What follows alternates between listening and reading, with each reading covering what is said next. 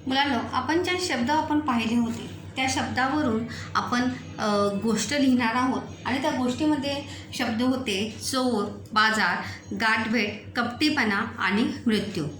तो चोर हा शब्द होता, कपटीपना यानी कपट।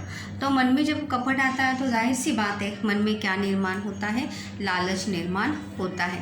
तर सर्वात आधी आपण त्या गोष्टीला नाव दिलेलं आहे लोभाचे फळ, यानी लालच का फल जो है वो हमेशा क्या होता है, बुरा ही होता है, या अति लालच का परिणाम हमेशा बुरा ही होता है। अति लालच का परिणाम हमेशा विपरीत ही भुगतना पड़ता है।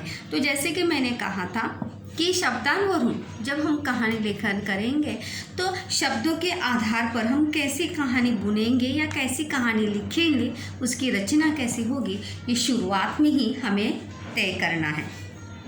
तर पहला पैराग्राफ, जैसे मैंने कहा था कि जैसे हर कहानी में हम पात्रों को, जगह को, व्यक्तियों को नाम देते हैं, उनकी विशेषताएं लिखते हैं, वैसे ही यहाँ पर भी देखिए पहिल्या पॅरेग्राफमध्ये रामपूर नावाचे एक गाव होते।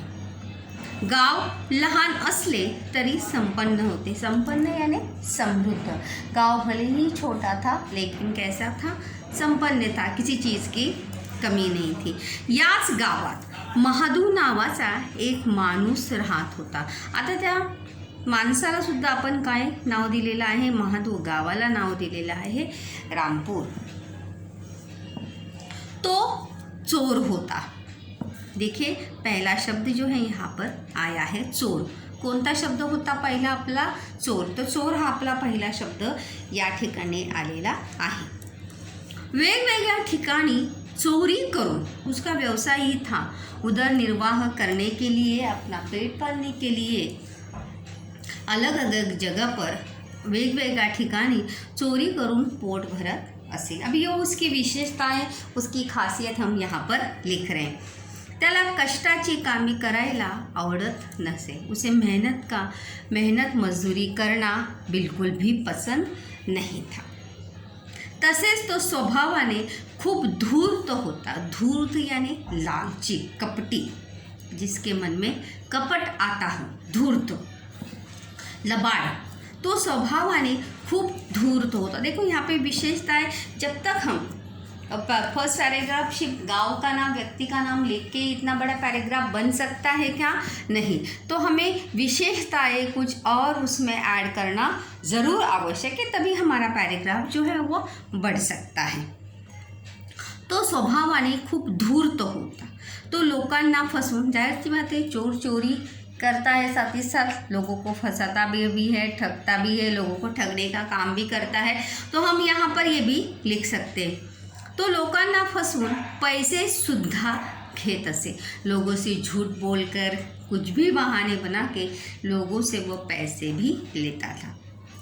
त्यामुळे सर्व लोग त्याच्यापासून दूर पड़त असत और इसीलिए सभी लोग उससे क्या भागते थे, दूर भागते थे, या सभी लोग उससे सावधान रहते थे। तो यहाँ पर पहला शब्द जो है हमारा आया है और फर्स्ट पैराग्राफ जो है हमारा यहाँ पर कंप्लीट हुआ है। Let be start the second paragraph. एके दिवशी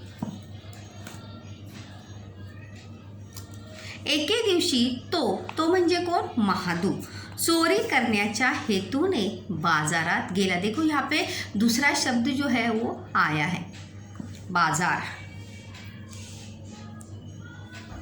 त्यांच्या गावात आठवडी बाजार भरत असे। किसी गांव में देखो हफ्ते का बाजार लगता है, त्याला म्हणतात आठवडी बाजार। त्याच वेळी महादूची गाठभेट ये तीसरा शब्द भी यहाँ पर ही आया है तुरंत। त्याच वेळी उसी समय महादू की मुलाकात जो है त्याच गाठ एका माणसाशी होते, त्याचे नाव सहादू होते। यहाँ पे दूसरे चोर को भी हमने यहाँ पर क्या दिया है, नाम दिया है। काय नाव होते त्याचे, सहादू। तो पण महादू प्रमाणे चोर होता। एक चोर हमेशा दूसरे चोर को क्या कर लेता है, पहचानी लेता है। त्याचप्रमाणे महादूने सुद्धा साधूला ओळखलं होतं की हा सुद्धा माझ्याच बिरारीतला आहे किंवा हा सुद्धा माझ्यासारखाच आहे. ते म्हणतात ना, एक चोर दुसऱ्याला बरोबर ओळखतो. वो कहते हैं ना कि एक चोर दूसरे चोर को या अपने जैसे व्यक्ति को झट से पहचान लेता है. ते दोगे, अभी वहाँ पे बातचीत, थोड़ी कहानी को हमें मनोरंजक करना है. ते दोगे एकत्र गप्पा मारू लागतात. वो दोनों जो है एक दूसरे के साथ क्या करने लगते हैं, बातचीत करने लगते हैं. तेव्हा त्याच वेळी ते दोघे ठरवतात की अभी जाहिर सी बात है, दोनों चोर हैं तो आपस में किसकी बात करेंगे, चोरी की ही बात करेंगे. अपने उनका वो व्यवसाय ही था, तो त्या गप्पा मारू लागतात और बातों ही बातों में ठरवतात कि आपण दोघे मिळून चोरी करूया. और वो तय करते हैं कि हम दोनों मिलके क्या करेंगे, आज से चोरी करेंगे. तो ते दोघे एक करार करतात. देखिए यहाँ पर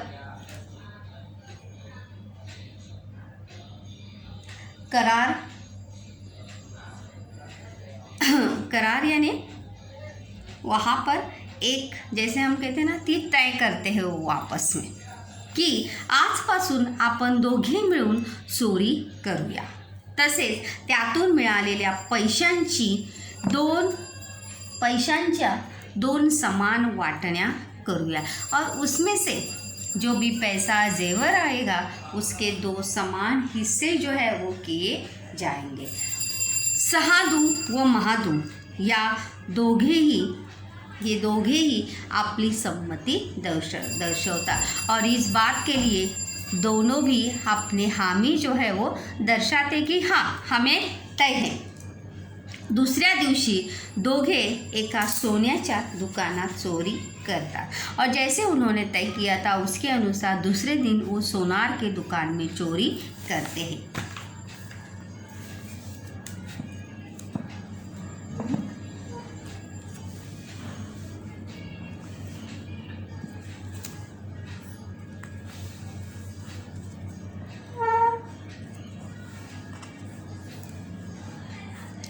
दुकानातून ते खूब पैसे व दागिने चोरी करता. वो दुकान सोने का दुकान था, तो जाहिर सी बात है बहुत सारा पैसा और दागिना जेवर जो है वो चोरी करते हैं. चोरी केलेला सर्व माल घेऊन ते एका निर्जन ठिकाणी जातात और चोरी किया हुआ सब सामान लेकर वो एक निर्जन स्थल पर जाते हैं. एका झाडाखाली ते विश्रांतीसाठी बसतात और एक पेड़ के नीचे वो आराम करने के लिए वहाँ पर बैठ जाते हैं.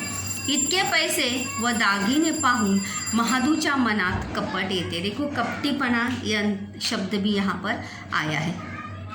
कपट यानी लालच, दगा, धोखा देने की बात. कपट.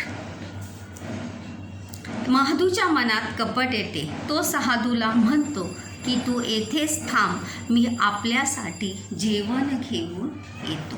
और महादू इतना सब जेवर देखकर, पैसा देखकर महादू के मन में क्या आता है, कपट आता है. वो साधु को कहता है कि तुम इधर ही रुको, मैं अपने दोनों के लिए जाकर खाना लेकर आता हूँ.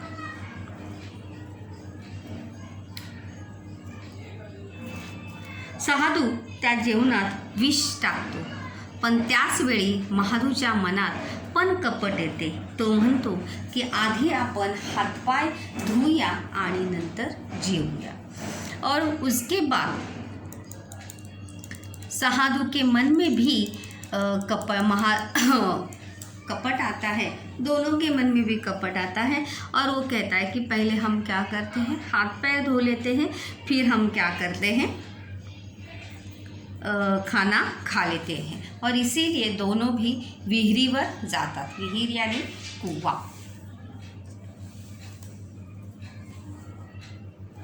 विहिरीवर गेल्यावर दोघेही पानी काढून हाथ पाय धुवू लागतात. दोनों भी कुएं पर जाने के बाद पानी निकाल कर हाथ पैर धोना शुरू कर देते हैं. थोड्या वेळाने साधू जेव्हा पाठमोरा होतो और थोड़ी देर के बाद साधु जब पीछे मुड़ जाता है तेव्हा महादू त्याला विहिरीत ढकलून देतो. तभी जो है महादू जो है उसे पीछे से धक्का देकर कुएं में ढकल देता है. सहादूला पोहता येत नव्हते. सहादू को तैरना नहीं आता था, त्यामुळे विहिरीत बुडून त्याचा मृत्यू होतो. मृत्यू ये शब्द भी देखो यहाँ पर आया, इसलिए कुएं में गिरकर उसकी मृत्यू होती है. आता सर्व पैसे व दागिने मला एकट्यालाच मिळणार, याच आनंदात तो झाडाखाली जातो. और महादू जो है इसी खुशी में पेड़ के नीचे जाता है कि इतना सब पैसा जेवर मुझे अकेले को ही मिलेगा. आणि आनंदाच्या भरात सहादूने आणलेल्या जेवणावर ताव मारतो. ताव मारने यानी पूरा खाना फस्त करना. और खुशी के मतलब फुलानं समाते खूप आनंद झाल्यामुळे महादू जो है सहादू ने जो खाना लाया था वो क्या कर लेता है, पूरा खा लेता है. पण त्या जेवणात विष असल्यामुळे महादूला पण आपले प्राण गमवावे लागले. लेकिन उस खाने में भी क्या था, जहर था. सहादू ने भी उस खाने में क्या मिलाया था, जहर मिलाया था. और इसीलिए महादू को भी अपनी जान वहाँ पर गंवानी पड़ी. महादूचा पण मृत्यू झाला और उसमें महादू की भी क्या हो गई, जान चली गई. अतिलोभाचा असा परिणाम झाला की संपत्ती कोणालाच मिळाली नाही. और अति लालच का ऐसा परिणाम हुआ. मृत्यु ये शब्द देखो लास्ट का यहाँ पर आया है. और अति लालच का ये परिणाम हुआ कि संपत्ती पैसा जो आहे तो कोणालाच मिळाला नाही. तात्पर्य बघा, अति लोभ करू नये, कपटीपणा वाईट असतो, चोरी करू नये, अति विश्वास कधीही घातक असतो. जो दूसरों पे ज़्यादा विश्वास करते, जैसे कराल तसे भराल. और जो हमेशा दूसरों के लिए गड्ढा खोदते हैं, कभी कभी ऐसा भी होता है कि हम खुद उस गड्ढे में जाके गिरते हैं. तो ये बात हमेशा याद रखनी है कि जब भी हम शब्दों के आधार पर कहानी लेखन करेंगे तर ते सर्व शब्द क्रमवाररित्या आपल्या गोष्टीमध्ये आले पाहिजे. और उसी शब्दों को लेकर आपकी कहानी जो है वो होनी चाहिए. आप कहानी कैसे भी लिखो वो आपके ऊपर है, परंतु गोष्टीमध्ये ते सर्व शब्द येणे आवश्यक आहे. आप कहानी कैसे लिखे, किस तरह से लिखे, कहानी का विषय क्या हो वो आपके ऊपर है, परंतु कहानी जो है अर्थपूर्ण होनी चाहिए. सभी शब्दों का समावेश होना चाहिए. शुरुआत मध्य अंत जो है वो परिणामकारक ही होना चाहिए, तभी हमारी कहानी जो है वो सही दिशा में जाएगी. अगर हम शुरुआत में ही तय करेंगे कि हमें कौन सी कहानी लिखनी है और किस प्रकार से लिखनी है, कौन से शब्द का प्रयोग हमें कैसे करना है, किस लिए करना है, तो ज़रूर हम शब्दों के आधार पर भी अच्छे से कहाणी लेखन कर सकते. त्यामुळे तुम्ही सुद्धा जेव्हा शब्दांच्या आधारे गोष्ट लिहाल त्यावेळी ही गोष्ट लक्षात ठेवणे फार गरजेचं आहे की कोणता शब्द कोणत्या वेळी वापरला गेला पाहिजे आणि कोणत्या शब्दाचा वापर कशा प्रकारे करणे आवश्यक आहे.